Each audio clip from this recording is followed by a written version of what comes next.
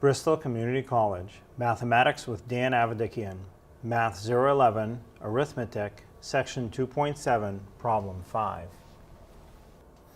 This is Section 2.7, Problem 5. It says find the least common multiple for the numbers 24 and 32.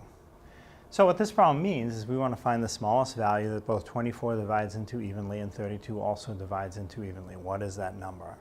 And you could guess at it and eventually get it, but the more mathematical approach is to do it through prime factorization. So let me start with the 24 and find the prime factorization of that, and I'll do that off to the side here. 24, there are many ways you can start to multiply to make a 24. The first thing that pops into my head is 4 times 6. That multiplies to make a 24. And the 4 and the 6 can both be broken down a little bit further. 4 is 2 times 2, 6 is 2 times 3. And then all those numbers are prime, and they multiply to make a 24. So where I have repeated primes for 24, I'll use an exponential notation. Instead of writing all three 2's, I'll just write it as 2 to the third, and then times 3. And I'll do the same thing for the 32. What primes multiply to make a 32? So 32, let me start off with 4 times 8. And again, that's not the only way to start, but however you start, in the end, you'll get the same primes that multiply to make a 32. So the 4 can be split into 2 times 2. The 8 can be split into 2 times 4. So the 2's are done. I'll just bring those straight down without splitting them. And the 4 can split one last time, also into 2 times 2.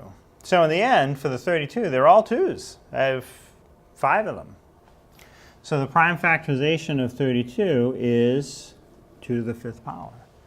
So now I have the prime factorization of both numbers. Now what I want to do is make a list of any prime that appears in either prime factorization. It winds up just being 2 and 3. And then next I want to consider the exponents. Where I have exponents, I want to choose the higher exponent. So for the 2, I do have some exponents. I have 3rd power and 5th power. Well, 5th power is larger than 3rd power, and I want to take the larger value, so I have 5th power. The 3 is only to the 1st power, so I just leave it 1st power. And then the last thing I do is I multiply that out. So 2 to the 5th times 3. So I have to do 2 to the 5th, 2 times 2 times 2, 5 2's multiplied together, times 3. Well, I'll save myself a little bit of work. I can multiply all that out, but I see from my work over here, 5 2's multiplied together for sure is 32. So as I multiply the 2's, I get 32, but it's still times 3 on the end. And I can do that without writing it out the long way. That's 96.